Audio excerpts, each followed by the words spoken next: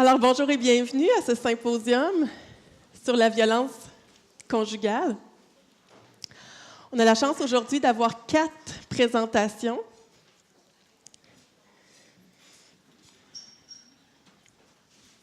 Au sujet de la violence conjugale.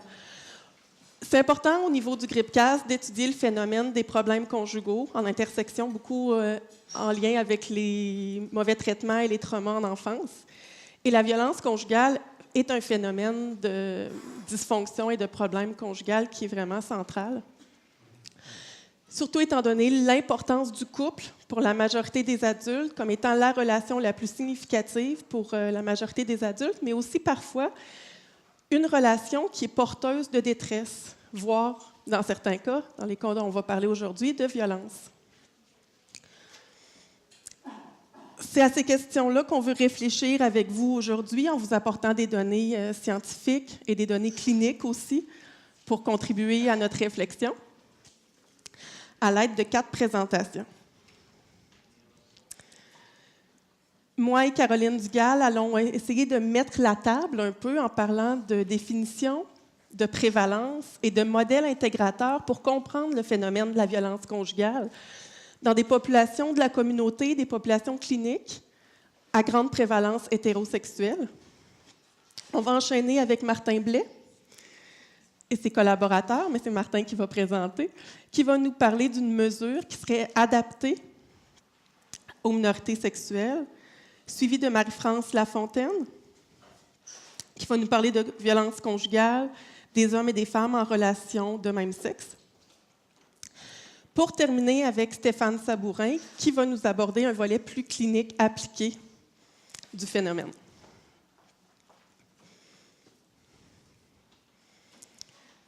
Sur ce,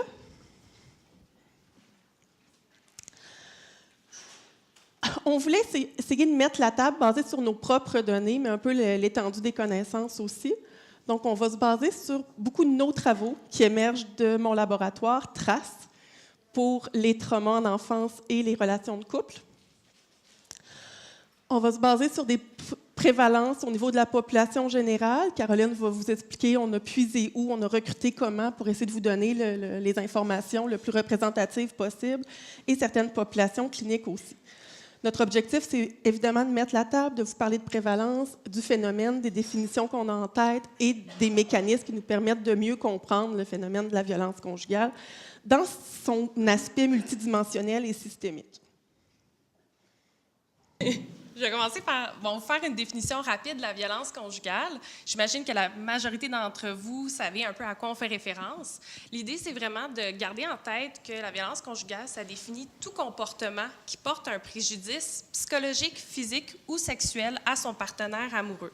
Le partenaire amoureux, ça peut être, peu importe le statut de la relation, que ce soit un couple marié, ou seulement en relation de fréquentation, mais on peut parler aussi là, de violence conjugale dans le cadre de relations où il y a eu une séparation. Ce qui est important, je pense que j'en ai sauté un, non. Ce qui est important à savoir sur la violence conjugale, c'est qu'il y a beaucoup de personnes qui vont consulter pour des difficultés liées à la violence conjugale, qui vont rapporter un historique de trauma interpersonnel à l'enfance, qu'il soit question d'abus physiques, psychologiques, sexuels, de négligence.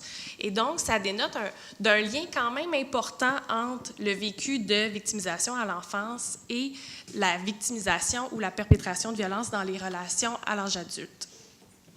Il y a aussi de plus en plus d'études qui vont documenter que les traumas à l'enfance arrivent rarement seuls.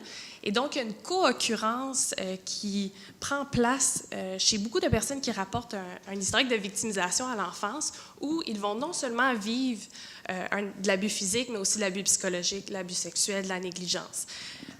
Et donc, un peu l'objectif de notre présentation aujourd'hui, c'est de vous présenter une partie de nos travaux sur le lien entre les traumas à l'enfance et la violence conjugale à l'âge adulte, pour essayer de comprendre un peu c'est quoi les mécanismes qui sont sous-jacents à ces associations-là, en tenant compte de plusieurs variables qu'on va revoir au cours de la présentation, dont l'attachement, la régulation émotionnelle, la présence attentive et l'impulsivité.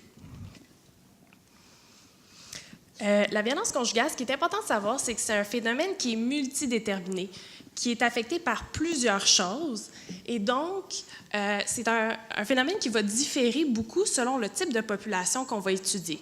Par exemple, si on étudie des femmes qui vont consulter pour se sortir d'une relation violente, on va voir différents types de violences conjugales, différentes formes, qui ne seront pas les mêmes que des personnes qu'on va questionner dans la population générale. Donc, on va parler d'une typologie de la violence conjugale qui différencie, par exemple, le terrorisme intime de la violence conjugale situationnelle. Ce qu'on sait également, c'est qu'il y a beaucoup de facteurs de risque de la violence conjugale qui vont être interreliés entre eux. Par exemple, les traumas à l'enfance, qui sont reconnus comme un facteur de risque de la violence conjugale, vont affecter certaines capacités que les survivants d'abus vont avoir à l'âge adulte, qui va venir potentiellement infléchir les trajectoires de revictimisation à l'âge adulte. Et donc, ces connaissances-là, ces faits-là soulignent vraiment l'importance d'étudier la violence conjugale en tenant compte de modèles intégrateurs qui rendent compte un peu du caractère dynamique des différents facteurs de risque de la violence et potentiellement des mécanismes qui expliquent le lien entre les traumas à l'enfance et la violence conjugale. La violence conjugale aussi, c'est quelque chose qui se passe entre deux personnes. Donc, plus on s'intéresse à la violence conjugale, plus il faut garder ça en tête. Et donc, de tenir compte des interactions entre les deux partenaires, c'est quelque chose qui mérite d'être davantage abordé. Puis, on en sait encore très peu sur le sujet. Donc, on va commencer tout de suite par présenter des résultats basés sur deux échantillons principaux qu'on a au sein du laboratoire. Donc, un échantillon d'adultes, d'environ 1500 adultes qui ont été recrutés au sein de la population générale. De cet échantillon, on a un total de 500 couples et on a un échantillon issu de la population clinique d'adultes qui consultent pour des difficultés sexo-relationnelles. Et on les a questionnés sur les différentes formes de violence qu'ils subissaient et aussi sur le terrorisme intime, qui est un type de violence conjugale qu'on voit beaucoup dans les médias. Donc, ce qu'on peut voir de façon générale, c'est sûr, ça fait beaucoup de chiffres, c'est un peu étourdissant. Ce qu'il faut retenir, c'est surtout la présence significative de la violence psychologique au sein de nos deux échantillons. Donc, la violence psychologique, le fait d'insulter, de rabaisser, de crier après son partenaire, et le contrôle coercitif, qui est une forme de violence psychologique qui inclut tous les comportements qui visent à un peu terroriser le partenaire, avoir un contrôle sur le partenaire, puis l'empêcher un peu d'être indépendant de soi. Les taux de prévalence sont vraiment très importants, variant entre 50 et même allant jusqu'à 73 % au sein des populations générales et cliniques. Ce qu'on peut observer pour ce type de violence-là aussi, c'est qu'il y a très peu de différence entre les hommes et les femmes. Si on regarde la violence physique, on peut voir qu'au sein de la population générale, les taux sont somme toute assez bas, ce qui est quand même une bonne nouvelle. Par contre, les taux de victimisation et de perpétration, autant chez les hommes que chez les femmes, vont quadrupler au sein de populations cliniques, ce qui soutient l'importance de quand même évaluer ce type de victimisation dans les relations. La violence sexuelle dans le couple a des taux de prévalence assez importants, même au sein de la population générale, avec, au sein d'une population clinique, des taux plus élevés de femmes qui subissent la coercition sexuelle dans leur couple. Le terrorisme intime, c'est un type de violence conjugale sur lequel on sait encore très peu de choses. Au sein de nos deux échantillons, on peut voir que les taux de prévalence de terrorisme intime, autant subi que perpétré, tournent autour de 5 à 10 %. Et il y a, encore une fois, pas beaucoup de différence entre les hommes et les femmes, sauf peut-être dans la population clinique où les hommes et les femmes vont rapporter quand même subir davantage de terrorisme intime qu'ils en perpètrent. Pour dire peut-être que notre population clinique est particulière, c'est des gens qui consultent pour des difficultés sexuelles et conjugales à la clinique de sexologie. Donc, il faut garder ça en tête, c'est pas une population clinique large. Et notre population générale était recrutée par une firme de sondage. On essaie d'être le plus représentatif possible, mais c'est quand même pas une étude épidémiologique par Santé Canada et tout ça. Donc aussi, on essaye d'être représentatif, mais il y a des limites. premier modèle dont on veut discuter avec vous, en fait, c'est un peu le modèle qui a mis la table pour moi en tant que chercheur là, au niveau de ce sujet-là. C'est-à-dire de commencer à comprendre à travers l'attachement, la dyade et le quoi, qu'est-ce qui amène les couples à utiliser la violence là, au sein de leur union. Alors, c'est en lien avec les traumas, évidemment, en enfance, comment que le trauma cumulatif peut s'associer à une élévation du style d'attachement anxieux, des insécurités d'attachement, qui en retour mènent à davantage de demandes violentes pour essayer, en fait, de garder le conjoint, la conjointe proche, mais qui ne marche pas, qui crée un cercle vicieux et qui fait en sorte que la personne peut engranger et exacerber dans un phénomène de violence. On voit l'attachement évitant aussi qui a un rôle. Ça ne passait pas par les traumas, ce n'était pas les traumas directement qui allaient vers l'attachement évitant, mais c'était aussi un mécanisme par lequel la violence pouvait être exacerbée. On est allé vérifier avec des données longitudinales comment les changements, parce qu'on a longtemps douté au niveau est-ce que l'attachement, ça se change, mais les données montrent de plus en plus qu'il y aurait des changements lorsqu'on mesure l'attachement au temps 1 et quelques années plus tard. C'était le cas ici avec une superbe banque de données de Yvan Lucier, qui doit être dans la salle. Et on est allé vérifier comment ces changements-là vers un attachement plus sécure va faire en sorte que c'est relié aussi à moins de perpétration de violence, qui vient confirmer cette hypothèse-là, que plus qu'on arrive à aller vers un attachement plus sécure et plus la violence diminue et la satisfaction conjugale augmente par le fait même. Surtout l'anxiété d'attachement qui était le mécanisme relié davantage à la violence. Et ce qui nous intéresse davantage, encore une fois, c'est l'interaction entre les deux membres, les deux conjoints du couple. C'est là qu'on est allé vers des modèles APIM, pour la première fois dans mon cas, ça remonte à quelques années, et comment on a vu que, bon, chez la femme, en haut, on avait les femmes et en bas, on avait les hommes, c'était des couples hétérosexuels. On avait un lien entre leur trauma, leur histoire de trauma, l'accumulation des traumas et une tendance à être plus insécure dans leur relation de couple. Et également directement à utiliser davantage la violence, à imiter peut-être certains comportements violents qu'ils ont eux-mêmes vécus, mais aussi avec certains effets partenaires, c'est-à-dire comment l'anxiété de la femme pouvait être reliée à sa propre émission de violence, mais aussi au fait de peut-être choisir un homme ou exacerber ou participer d'une façon ou d'une autre au fait qu'il y ait de plus de violence émise dans son couple à elle. Et pour l'homme aussi, de s'associer ou de faire en sorte d'aller chercher ou d'aller poursuivre la femme qui finit par utiliser de la violence psychologique pour essayer peut-être de le repousser un peu, de prendre son souffle et tout ça. Il y avait l'évitement aussi qui était un effet plus directement relié. Et en retour, la violence conjugale qui s'associe à une diminution de l'ajustement dyadique. C'est là qu'on a vu aussi à quel point c'est correlié. La violence émise par l'un est reliée à la violence émise par l'autre. Fait qu'encore ici, on voit le phénomène là, dyadique qui se reproduit de façon très, très, très élevée, qui contribue l'un avec l'autre et qui peut faire en sorte qu'il s'installe une dynamique de violence au sein d'un couple. Fait qu'on ne sait pas qui a initié, on ne sait pas de quelle façon, mais on sait qu'il y a une forme d'entretien, pic, pouce, fait qu'il y a une forme d'aspect systémique qu'il faut briser au niveau du cycle, dans certains cas, surtout si le couple veut demeurer ensemble. Ce n'est pas la même chose. Si c'est quelqu'un qui veut se séparer, on va aller plus vers les systèmes de séparation au centre d'hébergement. Tout ça pour montrer le cercle vicieux, l'exposition, la détresse, la recherche de proximité via l'attachement qui est activé. Et qu'en tout de ça, il y a parfois une demande, une activation, un désir d'être proche, de se faire rassurer, hein, comme l'enfant qui voudrait agripper sa mère, lui donner des tapes, des coups de poing lorsqu'elle est partie, puis elle revient pour lui prouver « ne me laisse plus tout seul, montre-moi que tu es là » et tout ça. Mais qu'à l'âge adulte, ces comportements-là n'ont plus leur place et qu'il y a d'autres façons qu'il va falloir travailler pour trouver une autre façon de compenser et de créer les besoins, de combler les besoins d'attachement, pour qu'un jour, les personnes soient capables de se sentir plus sécures et diminuer ces comportements-là.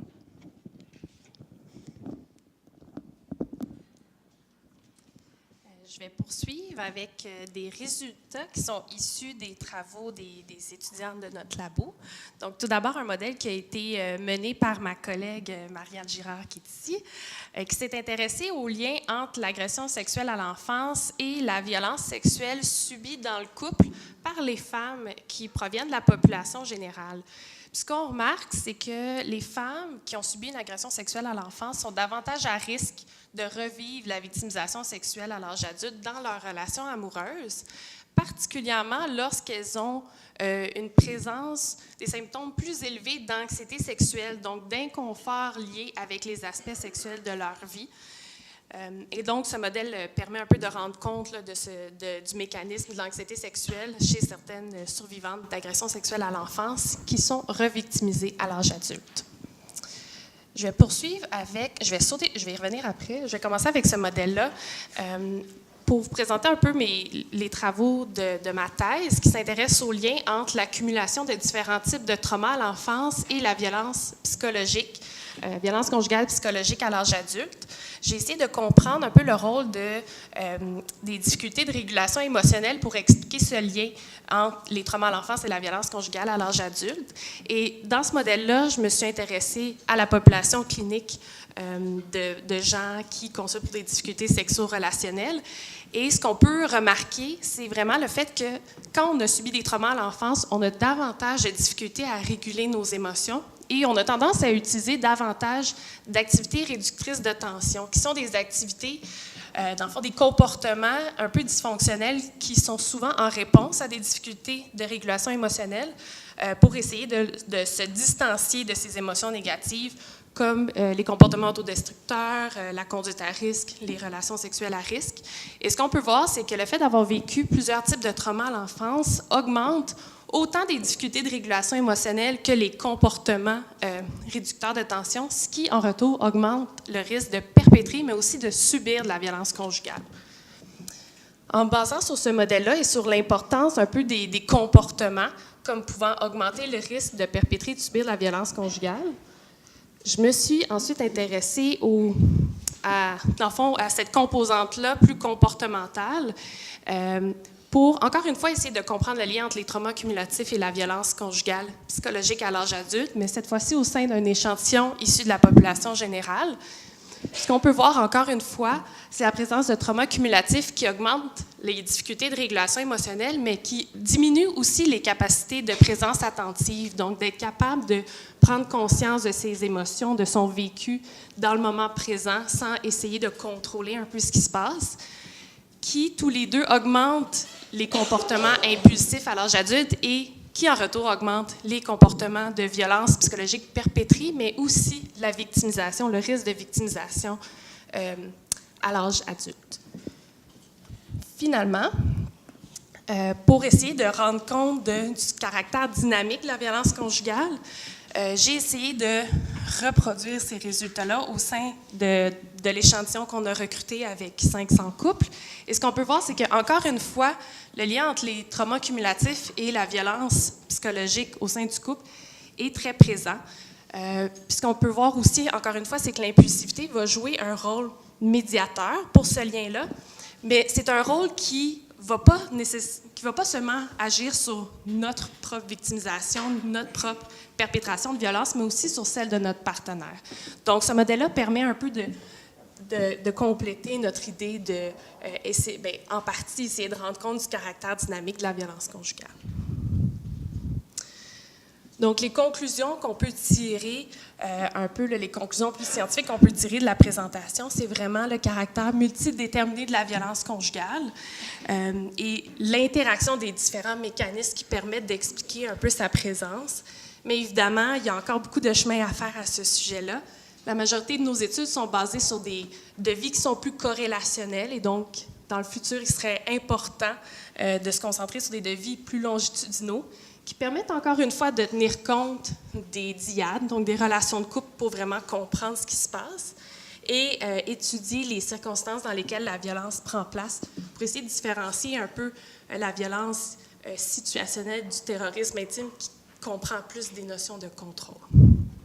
c'était fait exprès d'avoir plusieurs variables, de vous montrer la complexité, de vous rendre part, les cliniciens qui sont ici et les autres chercheurs vont être d'accord avec nous, à quel point c'est complexe ce phénomène-là et à quel point qu'on travaille avec des gens qui émettent de la violence, qui subissent de la violence.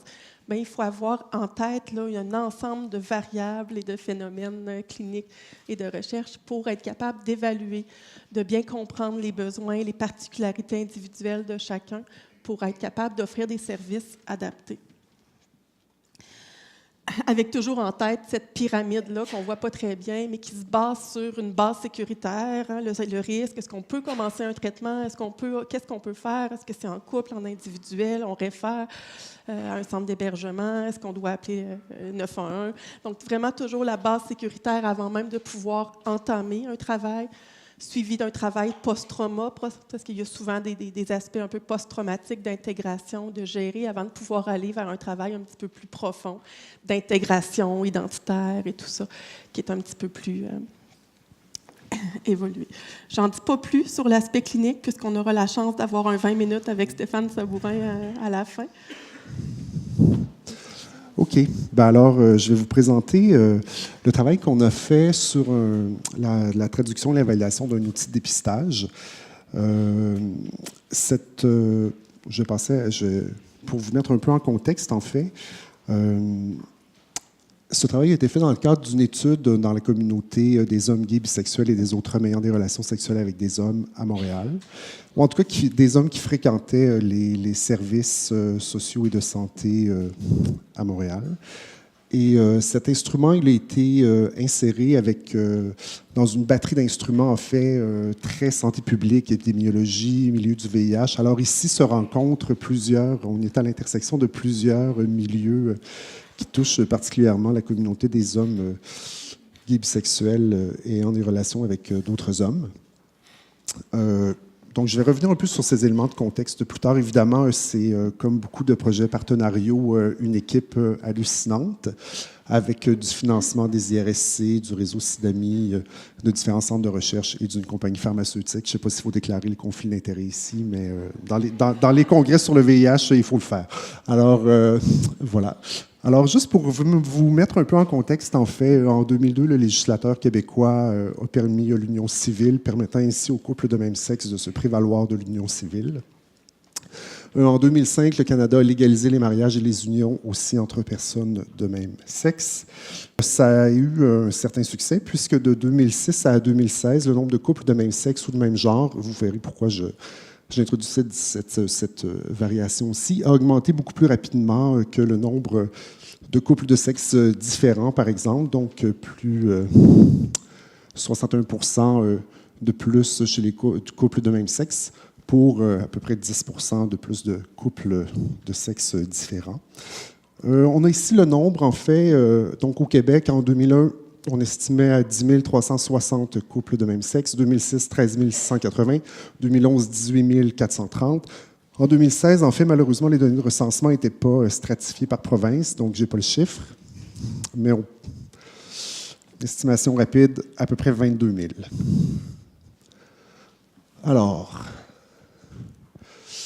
au Canada, en 2016, les données du recensement, c'était 72 880 couples de même sexe, donc union civile déclarée au sens de la loi. Évidemment, les gens pratiquent beaucoup plus le couple que ce que l'on déclare, donc ce sont des chiffres qui sont évidemment en deçà du nombre réel de couples de même sexe.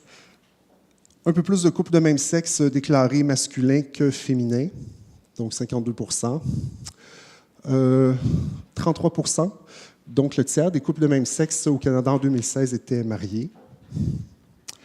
Le Québec compte plus de couples de même sexe comparativement aux autres provinces, proportionnellement à la population. Mais par ailleurs, au Québec, c'est le cas aussi pour les couples de sexes différents, on se marie moins qu'ailleurs. Et enfin, un couple de même sexe sur 8 avait des enfants à la maison en 2016, comparativement à peu près la moitié des couples de sexes différents. Donc, un petit topo. La violence dans les relations intimes maintenant. Alors, un tiers a la moitié des hommes gays, bisexuels ou ayant des relations sexuelles avec d'autres hommes, GB-HSH. Vous allez voir passer dans la littérature GB-MSM. Alors, auparavant, on disait seulement MSM ou HSH pour hommes ayant des relations sexuelles avec d'autres hommes. C'est une catégorie différente des hommes gays bisexuels par ailleurs. Donc, les acronymes s'allongent, vous le savez. Ce sont pour de bonnes raisons. Donc, le tiers à la moitié de ces hommes, peu importe leur orientation sexuelle, parce que parmi les hommes qui ont des relations sexuelles avec d'autres hommes, certains se disent hétérosexuels, certains se disent pansexuels. Donc, une diversité d'étiquettes identitaires par-dessus ces pratiques. Indépendamment de ces étiquettes identitaires, donc, ils ont vécu de la violence dans leurs relations intimes. Par exemple, avoir à demander la permission à un partenaire, avoir peur être physiquement blessé, être forcé à avoir des rapports sexuels. Ce qu'on constate, en fait, dans ces travaux sur la violence dans les relations intimes des hommes GBHSH, c'est que, en fait, c'est à peu près la même chose que dans tous les travaux. En fait, chaque fois qu'il y a une recension systématique, on en arrive aux mêmes conclusions. Une absence de définition standardisée, une grande variabilité dans les périodes de rappel, pas de données ou peu de données sur les formes autres que physiques et sexuelles. Et donc, Stephenson, prenant acte de ces lacunes, ont développé une mesure, un outil de dépistage en 6 énoncés. Tenant compte, en fait, aussi de 2 formes particulières qui sont spécifiques au contexte des hommes ayant des relations sexuelles avec d'autres hommes, mais qui sont rarement mesurées. Donc, les menaces de divulgation, de l'orientation sexuelle notamment chez les hommes bisexuels, ou les menaces de divulgation chez les hommes trans du sexe assigné à la naissance. Donc, pour les hommes trans dont le sexe assigné à la naissance était féminin, alors les menaces de divulgation font aussi partie des leviers utilisés pour exercer de la violence, et aussi une forme de violence prophylactique, en fait, qui fait référence, évidemment, dans le contexte de la communauté gay, où la prévalence du VIH est toujours à peu près, à Montréal, en tout cas, entre 14 et 16 %. Donc, ça fait partie des enjeux importants. Donc, on pense notamment au fait de ne pas utiliser de condom durant les rapports sexuels, même s'il a été demandé, au fait de le retirer pendant les rapports sexuels, ou à différentes formes d'exposition non consentie au risque d'infection par le VIH. Alors, j'ai résumé l'objectif à un seul, donc on ne tiendra pas compte du S, décrire les formes de violence intime, leur prévalence et leurs patrons, donc chez les hommes gays bisexuels et autres ayant des relations sexuelles avec des hommes dans la communauté de Montréal. Alors, c'est une étude corrélationnelle qui ciblait les hommes de 18 ans et plus qui fréquentaient les services sociaux et de santé. C'est un recrutement en ligne qui a eu lieu de mai 2016 à janvier 2017. 1028 répondants ont accédé au questionnaire. 714 données, observations sans données manquantes, et un sous-échantillon d'hommes qui ont été en couple dans la dernière année, donc qui ont répondu au questionnaire sur la violence dans les relations intimes, de 556 hommes. Voici l'instrument qui a été utilisé. Alors, dans les 12 derniers mois, avez-vous rencontré les situations suivantes avec un partenaire de couple? Cochez tout ce qui s'applique. Donc, c'est la traduction qui a été produite de Stephenson, qui a été passée au peigne fin par les partenaires communautaires. Et ça a eu des conséquences. Donc, il y avait la forme physique, sexuelle, émotionnelle, le contrôle, la surveillance et les menaces. Alors, l'item qui a le plus changé, c'est celui-ci, sur la négociation qu'on a fini par appeler négociation du condom. L'énoncé initial faisait référence en anglais au fait d'avoir menti sur son statut sérologique, au fait d'avoir tenté de transmettre le VIH au partenaire. Peut-être que vous savez présentement qu'on parle beaucoup de la PrEP, en fait, qui est l'usage d'antirétroviraux à des fins préventives, et au fait qu'on sait depuis maintenant 10 ans qu'on peut être infecté par le VIH et ne pas pouvoir le transmettre si on a une charge virale supprimée, donc en bas de 200 copies par millilitre.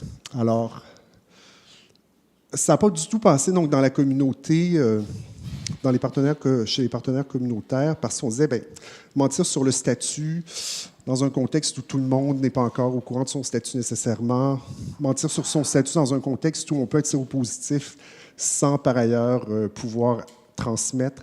Bref, ça posait des enjeux particuliers. Et voici donc l'issue du processus de négociation. Donc, pression pour avoir une relation sexuelle sans condom, même si le condom a été demandé. Alors, je ne vous dis pas qu'il n'y a pas de problème avec cet énoncé et qu'il n'y a pas des éléments de l'autre version qui auraient dû être retenus et qu'on ne sous-estime pas, en fait, ce qui peut se passer. Mais voilà. Donc, ça fait partie des compromis qu'il a fallu faire. Alors, je vais vous proposer, en fait, 3 séries d'analyses. D'abord, des estimations de prévalence, des tableaux croisés assez simples et des analyses de classe latente pour vous montrer, en fait, comment s'organisent ces différents patrons. Alors, les caractéristiques des répondants. Ils avaient à peu près 40 ans en moyenne. Les échantillons d'hommes gays, bisexuels et autres hommes ayant des relations sexuelles avec d'autres hommes sont toujours extrêmement scolarisés. Je ne sais pas si c'est particulier à Montréal, mais systématiquement, on trouve des taux de scolarisation très élevés. Ils se disaient majoritairement gays ou homosexuels. Ils étaient en couple à 55 %, donc parce que sur l'année, tout le monde l'a été. Ensuite, évidemment, les couples se font et se défont. L'ethnicité. OK, ça va. Bon. Donc, des échantillons qui reflètent le Québec, donc majoritairement blancs. Lieu de résidence de ces hommes, principalement Montréal, ou la ceinture de Montréal, ou Québec, donc certains profitant ou utilisant les services de Montréal. En ce qui concerne le genre, donc à peu près 94 % des hommes étaient cisgenres, c'est-à-dire qu'ils s'identifiaient à une identité de genre qui était alignée à leur sexe assigné à la naissance. 3 % se disaient trans et à peu près 3 % aussi non-binaires, c'est-à-dire qu'ils ne se reconnaissaient ni dans le genre masculin ou féminin ou dans les deux. Répétition d'information ici. Et pour le statut sérologique, donc 15 % étaient séropositifs, ce que l'on retrouve par ailleurs dans les autres études. 95 % de charge virale indétectable chez ces hommes. Et à peu près 10 % étaient de charge, ne connaissaient pas leur statut sérologique, ce qui est aussi une constante dans pas mal d'études.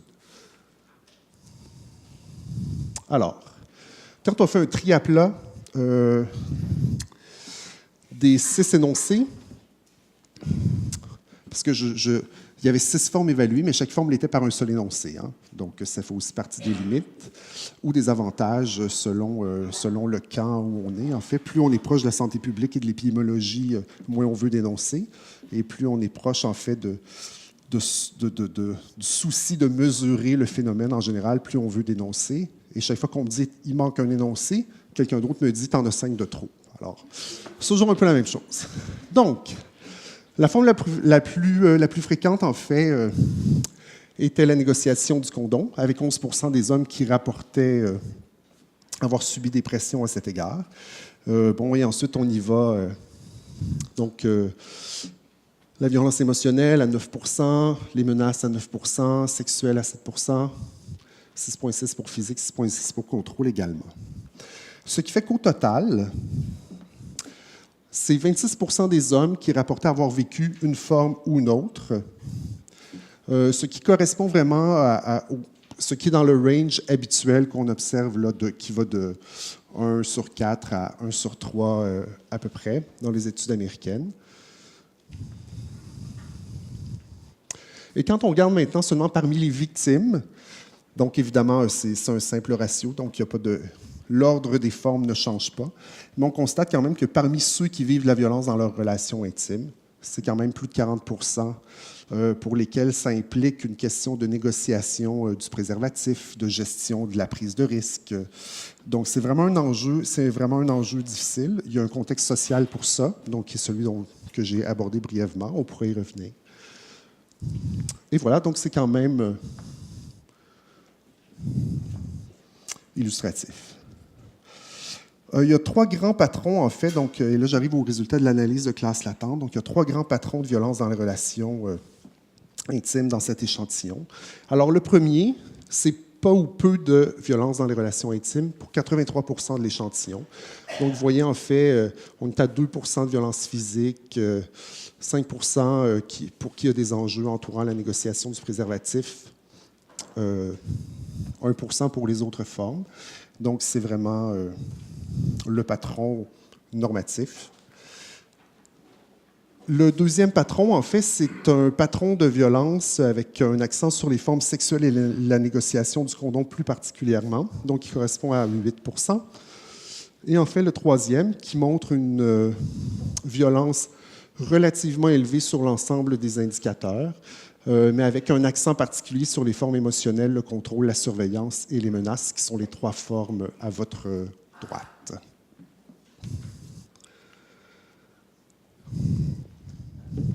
Alors, on voit en fait que les petits cas sont apparus.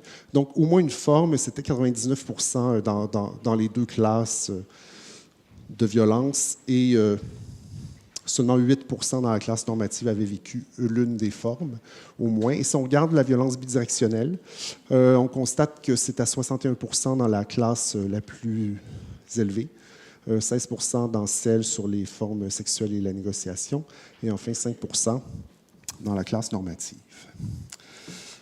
Si on compare ces 3 profils, en fait, sur différentes variables sociodémographiques, je voudrais surtout attirer votre attention sur le fait que ce sont les plus jeunes qui se retrouvent dans les 2 classes. Juste pour faire ça simple, on va faire comme s'il y avait très peu de violence ou pas de violence dans celle-ci. Donc, il y a 2 classes de victimisation. Donc, dans les 2 classes de victimisation, on retrouve des participants plus jeunes, des participants, des hommes trans ou non-binaires, davantage que dans l'autre. Ils sont plus susceptibles d'avoir vécu une agression sexuelle avant l'âge de 18 ans. Ils sont plus susceptibles de rapporter des abus de substances. Évidemment, je les traite ensemble. Vous voyez à l'œil qu'il y a des différences. Je ne les aborderai pas compte tenu du temps. Et on voit en fait que dans le statut sérologique, en fait, la question de la violence sexuelle et de la négociation du condom est particulièrement importante chez les hommes qui ne connaissent pas leur statut sérologique. Donc, en résumé, 26 % des hommes ont rapporté de la violence dans leurs relations intimes, la forme la plus fréquente étant celle qui concerne la négociation du préservatif. Les plus jeunes sont les plus touchés par la violence dans les relations intimes. Ceux qui se définissent autrement que comme gays ou homosexuels. Et la vulnérabilité des personnes bisexuelles apparaît aussi dans une majorité d'études. Et on voit donc 3 profils. Un profil majoritaire, 83 % d'hommes vivant peu de violence dans leurs relations intimes, et 2 sous-profils, un où il y a vraiment une majorité de formes avec dominante contrôle, surveillance émotionnelle, et une autre où c'est vraiment l'enjeu de sexualité, de négociation du condom qui pose davantage de problèmes. Alors évidemment, c'est une étude transversale, c'est des données corrélationnelles. Il y a toujours beaucoup de limites à ce qu'on peut en dire. Ce sont aussi des données auto-rapportées, sujettes à des biais de mémoire et des désirabilités sociales. C'est un échantillon de taille limitée. Je pense que mon temps file. 1 minute et demie? OK. Alors, quand on regarde en fait dans la littérature, quels sont les facteurs qui sont spécifiques au groupe? Un des premiers facteurs, en fait, peu importe comment on le nomme, alors voici les noms assez classiques, donc c'est l'homophobie intériorisée et la honte, ce qui évidemment fait en sorte que ces hommes sont peu susceptibles de sortir de ces relations, par ailleurs, ou qui donnent le sentiment parfois de le mériter ou en tout cas de ne pas mériter un meilleur traitement. La dissimulation de l'orientation sexuelle et de l'identité de genre sont aussi des facteurs qui donnent une prise importante, puisque quand la seule personne qui connaît notre orientation sexuelle, c'est notre partenaire, bien, ça vient aussi avec peu de soutien social en dehors du partenaire, un grand isolement, une charge très grande aussi sur le couple comme étant la première source de soutien social, mais aussi la première source de validation de soi, de son identité, de son orientation sexuelle. Donc, ce sont des contextes particulièrement sujets à tension. Ça vient aussi avec une grande peur de demander de l'aide. En fait, ce sont de très grandes catégories. Il y a toute une ramification derrière ça. Mais dans la peur de demander de l'aide, il y a aussi beaucoup l'hétérosexisme dans les organismes, la présomption d'hétérosexualité, la peur de ne pas être pris au sérieux, surtout entre 2 hommes, en fait, où en général, on tient pour acquis que 2 hommes qui se battent, ben, c'est juste normal. Puis ensuite, peu de modèles de survivants. Là, je pense que c'est pas mal fini, mais je vais quand même prendre 30 secondes pour vous dire qu'il y a 2 grands modèles, en fait, puis vraiment, on est plus du côté de la santé publique et de l'épidémiologie que du côté clinique, donc, dont mes collègues vous ont parlé, vous parleront. Mais on parle souvent d'une approche syndémique, en fait, parce qu'il y a dans les communautés marginalisées une constellation d'épidémies psychosociales parallèles qui jouent vraiment comme des engrenages. Et donc, il y a la violence dans les relations intimes, qui est une des épidémies psychosociales, qui est liée à la consommation de substances, qui est liée à l'épidémie du VIH, qui est liée à l'agression sexuelle dans l'enfance et qui est liée aussi au stigma. Et donc, un dernier 15 secondes, sur cette idée du stress minoritaire, en fait, qui est la conséquence du stigma. Donc, le stress minoritaire, c'est la forme de stress qui est unique aux catégories opprimées et marginalisées. C'est une forme de stress qui est chronique. En fait, on peut suivre, d'ailleurs, ses effets sur la charge allostatique, qui est la diapo suivante, mais je ne me rendrai probablement pas. Et en fait, qui est sociale, puisqu'elle n'a rien. Le stress est vécu par l'individu, mais les stresseurs ne lui appartiennent pas. Alors, c'est un stress qui s'étale à la fois dans les relations interpersonnelles, mais aussi à l'échelle institutionnelle à travers la reconnaissance ou non, par exemple, des unions. Voilà. Donc, en fait, de l'appréhension des hommes à consulter, donc, une des premières pistes, en fait, c'est de former et de responsabiliser les professionnels intervenants pères aidantes, en fait, parce qu'il y a beaucoup d'organismes communautaires d'impliquer pour développer un niveau de compétence suffisant. En même temps, vous savez, les enjeux de violence dans les relations intimes demandent aussi une compétence spécifique. Et comme beaucoup des interventions auprès de la communauté sont prises en charge par des intervenants communautaires, il y a aussi tout un travail quand même. Sinon, si on ne peut pas être trauma spécifique, on peut être au moins trauma informed dans les approches, donc ça compte. Ensuite, accroître la sensibilisation chez les hommes eux-mêmes qui tendent à la minimiser, soutenir ou outiller les hommes donc, qui vivent des relations violentes et soutenir les initiatives existantes dans les organismes communautaires qui font un travail fantastique, mais tenu à bout de bras avec très peu de moyens. Donc, voilà. Puis, en fait, il y a très peu de services. Je m'excuse, ce n'était pas prévu. Voilà. Il y a vraiment peu de services. La majorité sont à Montréal. Et ils ne sont pas spécifiques à la violence dans les relations intimes. Et le seul organisme qui le fait s'adresse aux femmes en couple de sexe féminin. Donc, bonjour tout le monde. Ça me fait plaisir aujourd'hui de vous présenter une étude... ça va me fatiguer, ça. L'étude doctorale de Nicolas Gabé, qui a tenté de conceptualiser la violence conjugale d'hommes et de femmes de même sexe comme une stratégie, dirait-on, non optimale de maintien des liens affectifs. Donc, cette étude a été publiée. Pour ceux qui veulent plus de détails sur l'étude, les informations sont là. Et ça, c'est la photo de Nicolas. Ça, c'est une autre étude que j'ai présentée au Congrès de la Société québécoise en recherche en psychologie qui porte chez cette même population, mais qui portait sur la violence sexuelle en lien avec l'attachement. Donc, une autre forme de violence. Donc, il y a plusieurs chercheurs, plusieurs cliniciens ici qu'un de leurs axes de recherche ou d'intérêt est la violence conjugale. Natacha Martin a bien fait valoir le fait que la violence conjugale est présente dans la population générale et peu importe l'orientation sexuelle. Les taux de prévalence, Martin en a parlé aussi, sont similaires, peu importe l'orientation sexuelle. Mais la recherche comme telle, elle est beaucoup moins prévalente auprès des dyades de sexe, de même sexe versus les dyades de sexe opposés. Donc, on l'a déjà dit aussi, c'est un phénomène qui est multiforme. Aujourd'hui, on va s'intéresser à la violence psychologique et à la violence physique, de type davantage commune, situationnelle, c'est-à-dire une violence que vous allez voir qui est souvent bidirectionnelle, peu sévère et moins fréquente qu'une violence de type plutôt comme celle que Natacha a nommée. Je ne reviendrai pas sur les pourcentages. Il y a plusieurs théories pour expliquer la violence conjugale. Celle qui m'intéresse et pour laquelle j'ai dévoué une partie de ma carrière, c'est la théorie de l'attachement. Pourquoi je l'aime tant? C'est pas la seule, mais pourquoi je l'aime tant, c'est que c'est une approche qui permet de bien comprendre pourquoi Quand on aime quelqu'un, puis on a envie d'être connecté émotionnellement à lui, on a envie d'être attaché à cette personne-là, qu'on peut quand même émettre des comportements qui peuvent être destructeurs pour la relation, puis qui sont pas optimaux. C'est aussi une approche qui permet de comprendre le caractère systémique dans la relation de la violence. Donc, pourquoi souvent la relation, elle est bidirectionnelle? Cette théorie-là nous informe là-dessus. Et étant donné que l'attachement est une composante universelle, on est tous enclins à être attachés à des gens qu'on aime.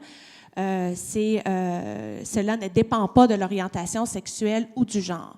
Donc, c'est une approche qui est intéressante en ce sens. On se rappelle que l'attachement, c'est une stratégie innée de tenter de se connecter à une personne, à une figure d'attachement, comme un parent, un amoureux, un ami. Dans des cas où on ne se sent pas bien, qu'on a la grippe, qu'on est en détresse, qu'on a des pépins au travail, pour se sentir plus en sécurité, pour se sentir connecté à quelqu'un et pour rechercher le soutien.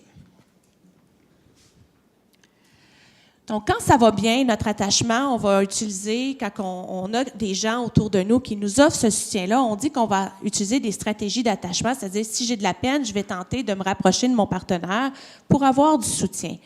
Malheureusement, lorsque mes liens d'attachement sont davantage teintés d'anxiété face à l'abandon, je suis davantage préoccupée par l'abandon et le rejet. Et à ce moment-là, mes stratégies, de façon presque chronique, vont être davantage inefficaces et moins optimales, c'est-à-dire que je vais utiliser des stratégies d'hyperactivation. En bon français, je vais beurrer épais pour me connecter à l'autre, je vais mettre le paquet, je vais être de façon excessive, tenter de solliciter le besoin, l'attention de mon partenaire. Et on le fait tous de temps en temps, être hyperactivé, mais quand c'est fait de façon chronique que ça devient problématique. Même chose quand le lien d'attachement avec notre partenaire amoureux est teinté d'évitement de l'intimité. L'évitement de l'intimité, c'est un shutdown émotionnel. C'est comme si on se coupait de nos besoins, on devenait surautonome, surindépendant. Et cette surindépendance-là, elle n'est pas due au fait qu'on n'a pas le goût d'être connecté. Ça veut dire que la porte, elle s'est fermée fréquemment avant, quand j'ai cherché du soutien, et que là, je suis pris au dépourvu et j'utilise des stratégies non optimales pour gérer mes émotions. Et là, on va utiliser des stratégies davantage qu'on nomme de déactivation, c'est-à-dire ravaler, garder pour soi notre détresse. Donc, en ce sens, la violence conjugale serait une stratégie non efficace pour maintenir les liens affectifs avec mon partenaire. Pour une personne dont le lien est caractérisé par davantage d'anxiété et que je suis plus hyperactivée, ça va servir à me rapprocher de mon partenaire. Et pour une personne dont le lien est davantage caractérisé par de l'évitement, ça va me servir à repousser mon partenaire lorsque je me sens soit rejetée ou que je sens le partenaire devenir trop près de moi. Donc, dans les deux cas, c'est pour le maintien de la relation et du lien affectif, mais les stratégies non optimales sont différentes, celles qui sont utilisées. Bowlby a aussi parlé d'un autre système, autre que celui de l'attachement. Il nous a parlé du système d'offre de soutien. L'offre de soutien, c'est que quand on voit que quelqu'un qu'on aime, qu'on apprécie, a besoin d'aide, a besoin de soutien, on lui offre de la sensibilité, de la proximité et du réconfort. Malheureusement, tout comme pour l'attachement, il peut y avoir une hyperactivation du système d'offre de soutien, c'est-à-dire que j'offre du soutien qui n'est pas approprié ou je l'offre à un moment qui n'est pas opportun, pas au bon moment. Et je peux aussi offrir un soutien qui serait déactivé, c'est-à-dire que je n'offre pas de soutien, c'est-à-dire que je ne les vois pas les indices que l'individu me lance pour que je puisse le soutenir, ou si je les vois, j'en fais fi. Donc, ces dynamiques de soutien-là, c'est certain que ça crée, soit dans l'hyperactivation ou dans la déactivation, ça crée une réaction chez le partenaire amoureux. Et on sait que ça peut frustrer l'autre, ça peut nous frustrer, nous, on peut être déçu que le soutien ne soit pas satisfaisant pour l'autre partenaire. Et ces dynamiques d'hyperactivation et de déactivation de l'offre de soutien peuvent aussi mener à la violence conjugale. Donc, j'ai choisi d'utiliser la conceptualisation de l'offre de soutien de Shaver et son collègue. je dirais pas le nom qui est associé parce qu'il paraît que je le dis pas bien. Dan m'a dit hier il fallait pas que je dise le nom de la façon dont je le prononçais. Donc, je le nommerai pas. Donc, on parle ici de proximité. La proximité, c'est la capacité à me connecter physiquement à mon partenaire, le cajoler, le câliner, lui offrir du soutien physique lorsqu'il en a besoin. La sensibilité, c'est de voir les situations dans lesquelles mon partenaire a besoin. Contrôler ou coopération, c'est est-ce que je fais confiance à mon partenaire, est-ce que je crois en son autonomie ou non. Et le soutien compulsif, c'est d'offrir un soutien de façon vraiment exagérée à tout moment, même quand c'est pas le temps. Donc, il y a de la recherche de disponible, Martin en a parlé, portant sur la violence entre partenaires de même sexe. Les corrélats qui ont été associés sont alcool, drogue. Le problème, c'est le manque de cadre théorique pour venir expliquer ou mettre de la colle pour pouvoir interpréter ces résultats. Donc, les participants qui ont complété les questionnaires sont 310 individus, hommes et femmes, en relation de même sexe depuis au moins 6 mois. Ils viennent du Canada et des États-Unis. On a fait des publicités en ligne, mais on a aussi fait un recrutement actif. Et ils ont répondu à un questionnaire sur la violence, attachement et l'offre de soutien. Et dans mon labo, on a pris le temps de valider avec toute mon équipe ces questionnaires auprès de cette population. Donc, on voit des taux de prévalence assez élevés, mais qui représentent la population générale. J'ai pas toutes les données, mais je dois vous dire que ça, c'est le pourcentage de au moins un acte de violence au cours de la dernière année. Ce qu'on sait, c'est que la fréquence est peu élevée, la sévérité est peu élevée, mais oui, les gens rapportent au moins un acte au cours de la dernière année. Il n'y a pas de différence entre les hommes et les femmes. Et on voit le caractère bidirectionnel ici de la violence parce qu'on voit autant la victimisation que la perpétration. Après, on a fait des analyses un peu plus poussées en regardant l'orientation sexuelle, donc en contrôlant pour l'orientation sexuelle. Ce qu'on se rend compte, c'est que les gens qui sont attirés autant par les hommes et les femmes sont plus enclins à être victimisés et à perpétrer que les orientations qui incluent seulement un sexe. Donc, l'objectif de l'étude était vraiment d'aller vérifier si le système d'attachement et d'offre de soutien était lié à la violence psychologique et physique. On s'attendait que l'insécurité d'attachement sous la forme de l'anxiété et de l'évitement était pour être liée positivement, c'est-à-dire à davantage de violence, tout comme était pour l'être le soutien contrôlant et le soutien compulsif. Toutefois, on s'attendait à ce qu'une capacité à être proche de son partenaire et être sensible était pour être liée à moins de violence. Au niveau des corrélations, je le présente rapidement, toutes nos corrélations étaient dans le sens des hypothèses. Ce qu'on s'est dit, c'est qu'on va contrôler pour le sexe et le genre et on va rentrer tout ça dans une régression hiérarchique et on va regarder ce qui sort. On s'attendait à ce que l'attachement anxieux ressorte parce que dans toutes les études que j'ai faites auparavant, l'anxiété d'abandon était toujours plus liée que l'évitement de l'intimité. Mais ce qui est sorti, c'est différent. C'est que c'est l'évitement et la proximité. Donc, le fait d'éviter les relations, l'espèce de shutdown, puis le fait d'être désactivé sur le plan émotionnel était lié à davantage de violences physiques perpétrées et le fait d'être victime. Et que le fait d'être plus près de son partenaire, de se rapprocher de son partenaire quand il a besoin de nous, à l'inverse, était lié à moins de violence. Donc, l'étude a démontré le rôle clé de l'évitement dans la compréhension de la violence. Donc, quand j'évite, je suis plus à risque autant de perpétrer pour repousser le partenaire, mais je suis aussi plus à risque d'être victime parce que mon partenaire n'est pas nécessairement très heureux et proteste de cette façon-là. Pourquoi l'évitement seulement? Vous allez voir tantôt, il y a de fortes corrélations entre l'anxiété et l'évitement. Et ils pouvaient peut-être partager une variance très, très grande dans l'explication du phénomène. Donc, c'est comme ça qu'on a interprété le résultat. Et la proximité, la même chose.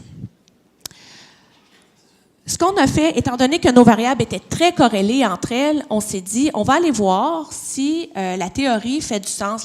La théorie de Bowlby va nous dire que les gens qui sont hyperactivés sur le plan de l'attachement vont être aussi hyperactivés sur le plan de l'offre de soutien. Et les gens qui sont désactivés sur le plan de l'attachement par l'évitement vont aussi être désactivés sur le plan de l'offre de soutien. Donc, on a mis toutes les catégories d'attachement et d'offre de soutien dans une analyse en composantes principales. Et miraculeusement, on a carrément obtenu ce que la théorie prédisait, c'est-à-dire une grande catégorie d'hyperactivation où on retrouve de l'anxiété face à l'abandon, du contrôle, un soutien compulsif, et une grande catégorie de déactivation où on trouve de l'évitement, une faible sensibilité et une faible proximité. Ensuite, on est allé mettre ça en lien avec la violence et c'était lié. Donc, l'hyperactivation est davantage liée à la violence perpétrée psychologique et la victimisation, et la déactivation aux deux formes de violence. Donc, la validité externe de l'étude est compromise par le fait que ce sont des participants très éduqués, caucasiens, majoritairement femmes. Il serait intéressant dans le futur d'aller vérifier les dyades pour vérifier s'il n'y aurait pas des combinaisons d'attachement et d'offres de soutien qui ne pourraient pas expliquer le phénomène. Le devis est transversal et corrélationnel. Notre mesure de violence n'est pas celle utilisée par Martin, malheureusement. Ça fait longtemps que cette étude-là a été faite et je n'étais pas consciente qu'il existait une autre mesure. Et le CTS a été développé avec une base hétéronormative. Donc, c'est certain qu'il y a des lacunes à cela, mais on a l'item sur le condom, donc ça m'a réjoui de voir que c'était un des items importants. Mais on n'a pas un item, par exemple, sur la divulgation de l'orientation sexuelle qui pourrait être très intéressant. Et il serait bien d'ajouter des variables qui sont plus caractéristiques à la population de même sexe. Martin en a nommé quelques-unes dans un modèle théorique là, intégrateur. Donc, ce que ça nous dit, c'est que l'attachement joue un rôle important pour comprendre la violence conjugale. Ce serait vraiment la violence, une stratégie non efficace pour maintenir les liens affectifs avec notre partenaire. Ce que nos travaux dans le laboratoire nous indiquent aussi, c'est que les modèles théoriques qu'on teste chez des dyades de même sexe sont très similaires aux résultats qu'on obtient chez des dyades de sexe opposé et aussi la validation des questionnaires. Mais ça prendrait des données comparatives. Pour le moment, j'effectue mes études chez les deux populations, mais je ne les compare pas entre elles. En termes de clinique, ça dit aussi que c'est important d'aller évaluer la violence conjugale, que ce soit en individuel ou en couple. On sait que quand on voit des clients, il y a un risque de comorbidité avec les problèmes de violence conjugale. Et ce qui est bien, c'est qu'il y a une thérapie qui s'appelle la thérapie centrée sur les émotions qui vise en fait à rétablir la sécurité d'attachement au sein de la relation en aidant les partenaires à communiquer leurs besoins d'attachement non comblés autrement que par des stratégies d'hyperactivation et de déactivation, donc autrement que par la violence. Donc, dans un contexte où l'intégrité de nos couples n'est pas compromise, parce que si l'intégrité est compromise, on ne va pas vers la thérapie de couple, mais dans un contexte où l'intégrité n'est pas compromise, c'est une approche vraiment qui vise la transformation. Les gens sont en mesure, à la fin de la thérapie, de rechercher du soutien de manière plus optimale et d'accepter le soutien de leur partenaire. Donc, je vous remercie. Alors, moi, je suis professeur d'université, mais je fais aussi de la pratique, je fais de la psychothérapie de couple depuis presque une quarantaine d'années maintenant. Alors, j'ai quelques remarques d'introduction, puis si j'ai du temps, j'aimerais ça vous parler d'un cas que j'ai vu récemment où il y avait de la violence physique. Je vais limiter mon analyse puis la plupart de mes remarques à la violence physique, même si la violence psychologique est un phénomène extrêmement intéressant, extrêmement nuisible aussi dans les relations de couple. Les problèmes de définition auxquels on fait face dans ce domaine-là sont grands encore, et puis c'est difficile d'avoir des remarques bien spécifiques sur cet aspect-là de mon point de vue. Puis je ne parlerai pas non plus du viol conjugal, qui est un phénomène qui est lié à la violence conjugale physique aussi, qui est très important, mais pour lequel on ne dispose pas encore de beaucoup d'éléments empiriques et pour lequel on ne dispose pas de définition très, très claire aussi. Si vous avez fait un peu de pratique sur le terrain, vous allez rencontrer des couples où il y a des situations qui vont vous apparaître comme des situations de viol conjugal, mais qui ne sont jamais définies comme des situations de viol conjugal. Alors, il y aurait comme un terrain à explorer de ce côté-là, mais je ne ferai pas ça ce matin. si vous ne vivez pas dans une zone de guerre, vous savez que là où vous risquez de subir le plus des blessures physiques dans votre vie, c'est au sein de la famille. C'est dans votre couple, c'est comme conjoint, c'est comme enfant, c'est là que ça va se passer.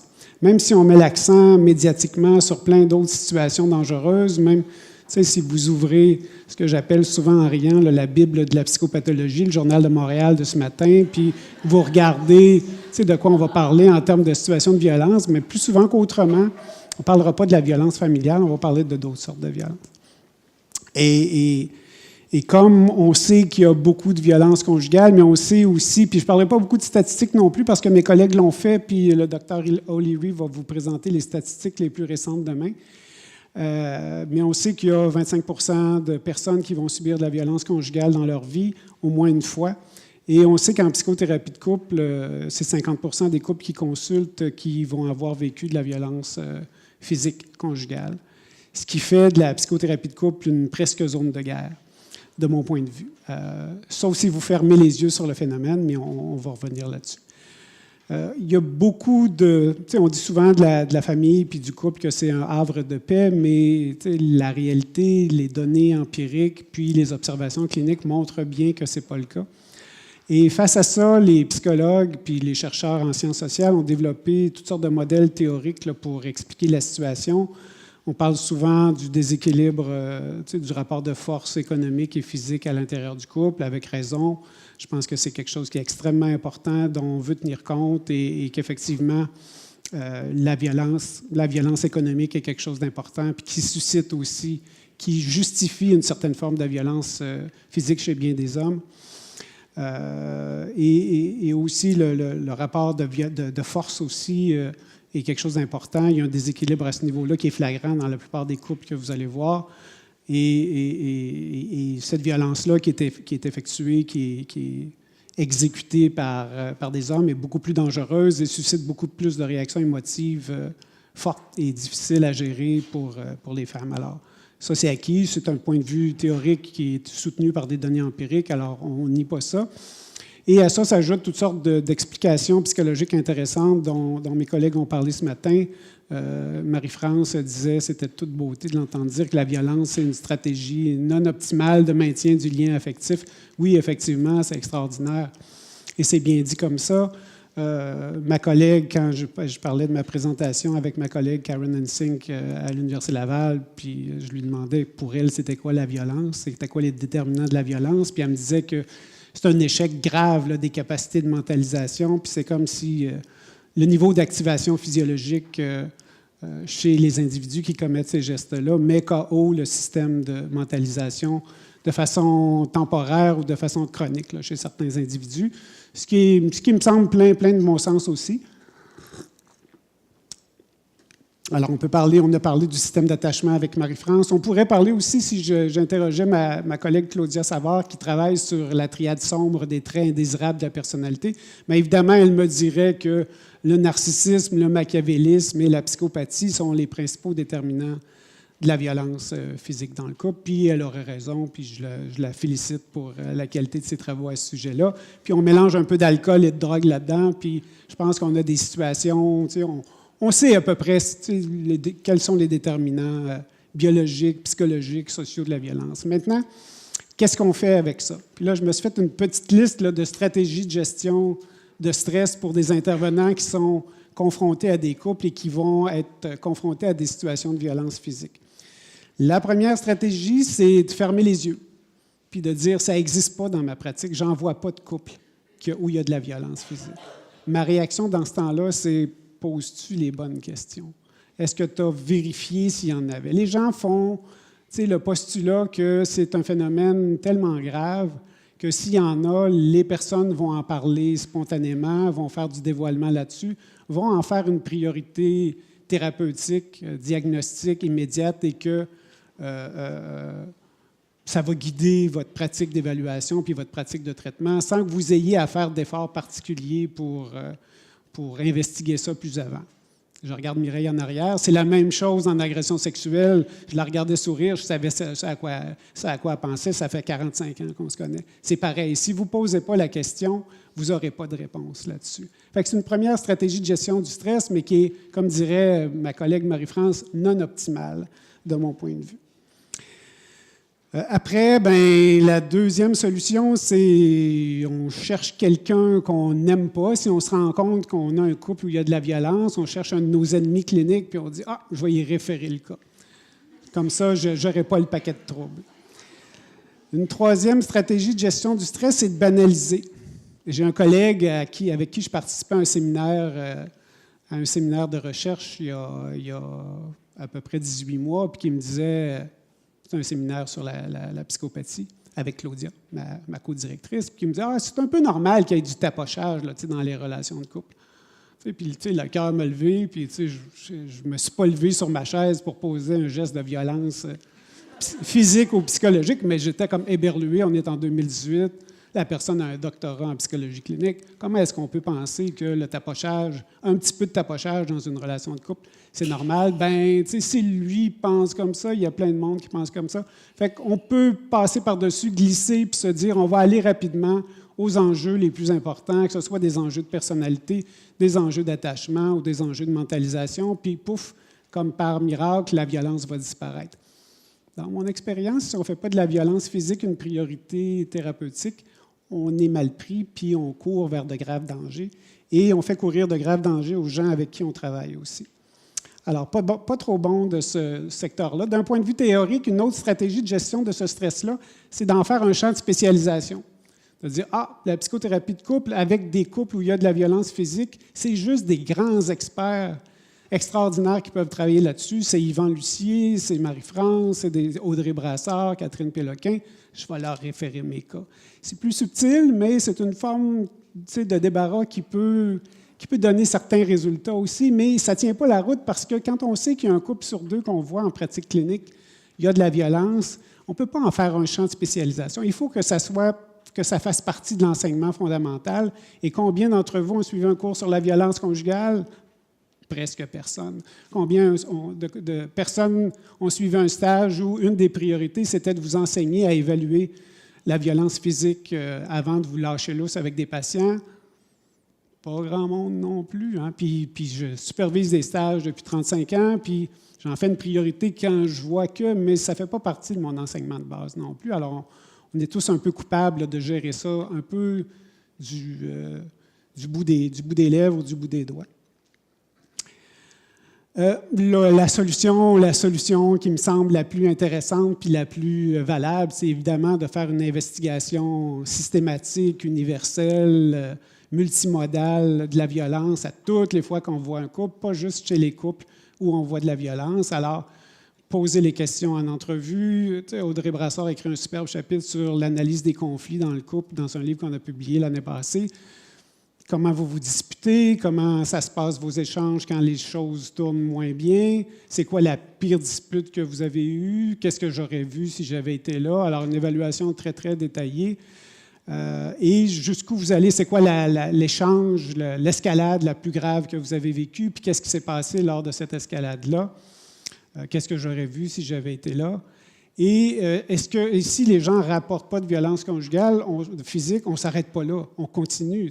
Est-ce qu'il vous est arrivé, dans le cours d'une dispute, de serrer les bras de votre conjoint, ou on y va comme plus progressivement, de l'insulter, de sacrer après, de le pousser, de le serrer, de lancer un objet dans sa direction. Alors, il faut comme avoir notre liste, notre checklist là, de trucs un petit peu plus soft qui sont des indices qu'il y a probablement anguille sous roche, puis d'autres comportements d'autres comportements de violence physique un petit peu plus graves qui se passent aussi. Alors, on essaie d'y aller de façon un peu plus systématique. On le fait dans la première entrevue de couple. On le fait dans chacune des entrevues individuelles d'évaluation qu'on va faire avec les gens aussi. Si vous ne faites pas d'entrevue individuelle, vous ne verrez pas, puis plusieurs de mes collègues que j'estime beaucoup puis qui travaillent très, très bien, c'est vite d'avoir à faire ça parce qu'il y a des choses qu'ils ne veulent pas entendre puis qu'ils se disent il faut que le couple se ramasse. Puis s'il y a une décision existentielle que le couple a à prendre de parler de ce qui se passe de plus significatif pour eux, puis s'ils ne font pas ce choix-là d'eux-mêmes, bien, tout bad pour eux autres. Je pense que ce n'est pas une bonne idée.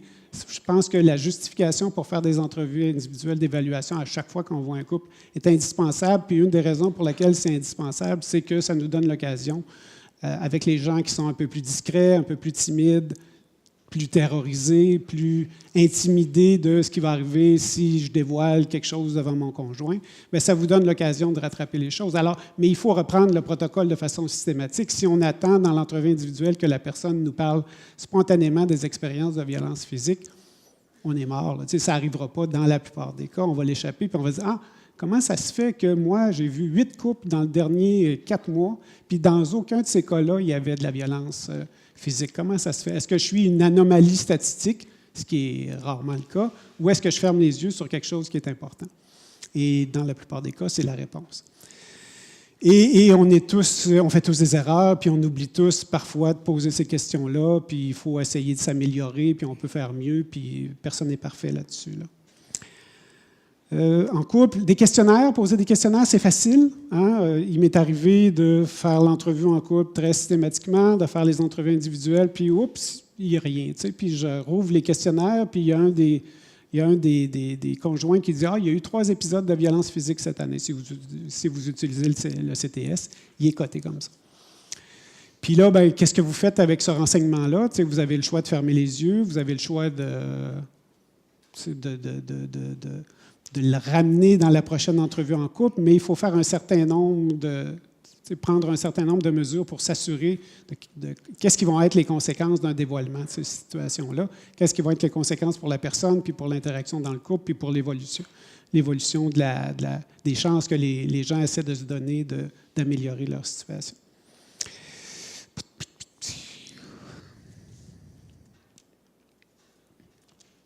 Aussi, on ne veut jamais prendre pour acquis, puis c'est la même chose aussi pour les agressions sexuelles en bas âge.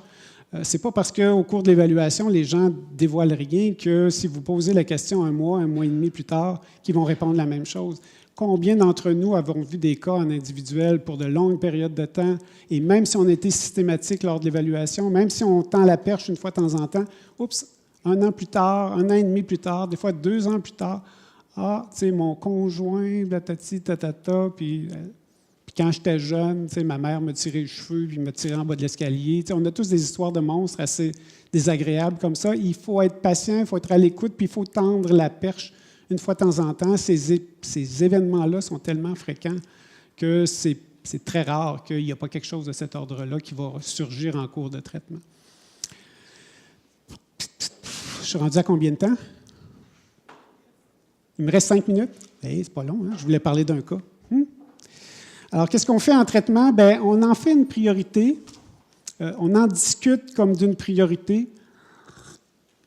On remercie les couples, les conjoints d'avoir été aussi transparents quand ils ont dévoilé des choses. Puis, on a une discussion franche avec eux sur ce que ça signifie, ce dévoilement-là. Qu'est-ce que ça veut dire? Qu'est-ce que ça implique d'un point de vue professionnel? Puis, qu'est-ce que ça implique aussi d'un point de vue légal? Tu sais, ces gestes-là de violence physique, ce sont des voies de fait. Est-ce que les gens savent que ce sont des voies de fait? Est-ce qu'on peut l'expliquer? Puis comment on va expliquer ça? Oui, je pense qu'il faut expliquer ce que c'est une voie de fait, puis comment ces gestes-là constituent une voie de fait. Puis comment, tu sais, chacun des conjoints pourrait porter plainte à ce sujet-là et comment la plainte serait gérée. Les gens sont souvent surpris d'apprendre que la police interviendrait dans ces situations-là si un conjoint faisait une plainte. Les gens sont surpris d'apprendre que nous, on est tenus de protéger la sécurité puis l'intégrité physique là, des gens en contexte professionnel, mais aussi comme citoyens ordinaires, on est tenus de dénoncer ou de faire quelque chose avec ces situations-là. Et quand les gens montrent une certaine réticence, j'ai une stratégie thérapeutique qui est pas, que mes professeurs ne m'auraient pas enseignée, puis je ne suis pas sûr qu'ils seraient fiers de m'entendre dire ce que je vais dire aujourd'hui, mais j'explique aux gens comment ça se passe quand quelqu'un est arrêté pour une voie de fait. Et les gens sont étonnés de voir que la police va venir les chercher à leur bureau, va venir les chercher sur leur lieu d'entraînement s'ils sont au gymnase, va les menotter avec les menottes dans le dos, que leurs voisins, s'il y a des voisins qui sont là quand ça se passe, que tout le monde va être témoin de ça, que si la personne est importante, puis si la personne occupe des fonctions dans la société qui sont importantes, bien, il y a des chances qu'il y ait des journalistes qui ne soient pas trop loin non plus, puis que ça... Je fais comme une espèce de test de réalité sur les conséquences d'un dévoilement de ça, puis d'une conséquence de négligence de ces aspects-là, puis d'une banalisation de ces comportements-là. Ça ne marche pas toujours, mais j'avoue que c'est un espèce d'électrochoc qui fait en sorte que les gens vont se prendre au sérieux. Puis une solution aussi fréquente qu'on peut appliquer dans des situations où il y a effectivement de la violence physique, comme je disais, c'est qu'on peut se débarrasser, puis on peut envoyer le problème à l'extérieur. On peut envoyer les gens en thérapie individuelle. Puis effectivement, quand l'intégrité physique des gens est menacée, peut-être qu'un réflexe important, c'est de les référer à des groupes d'hommes ou à des groupes de femmes où ils peuvent discuter de leur situation, puis apprendre, puis mieux gérer leurs sentiments puis leur comportement en rapport avec ça. En même temps, c'est pas, c'est facile de dire quand l'intégrité physique des gens est menacée, mais à partir du moment où il y a eu un geste de violence physique qui a été posé, est-ce que l'intégrité physique des gens n'est pas menacée de soi? Là, fait on a des décisions cliniques difficiles à prendre. Souvent, quand vous annoncez ça au couple, les gens ne veulent pas aller en thérapie individuelle. Qu'est-ce que vous faites? Là? Est-ce que vous refusez la thérapie de couple? Puis il faut discuter avec les gens, puis il faut voir comment on va, ça va être quoi nos limites, puis ça va être quoi nos balises, puis quand est-ce qu'on va interrompre, puis quand est-ce qu'éventuellement on va porter la situation à l'attention des autorités. Puis si on s'entend sur un cadre comme ça, bien éventuellement, il y a des chances qu'on puisse faire un petit bout en couple, puis aider des gens qui en ont besoin, puis qu'autrement seraient qui resteraient cachés dans le garde-robe, avec leurs difficultés, le sentiment de solitude, les craintes de ce qui va arriver, les craintes pour les enfants, les craintes pour l'avenir de la relation. Évidemment, je le dis à la fin, mais j'imagine que vous savez tout ça, les situations les plus dangereuses en termes de violence physique à l'intérieur d'un couple, c'est quand il y a des menaces imminentes de séparation et quand il y a une situation de conduite sexuelle extradiadique. C'est comme ça qu'on dit ça quand on ne veut pas dire infidélité maintenant.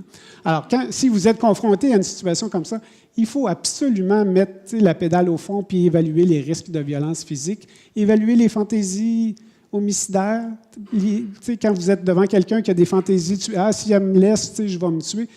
Presque tout le temps, la personne a des fantaisies homicidaires aussi. Alors, il faut comme gratter de ce côté-là puis en faire un thème d'exploration aussi important qu'on l'a fait puis qu'on a bien réussi à le faire pour les fantaisies puis les comportements suicidaires.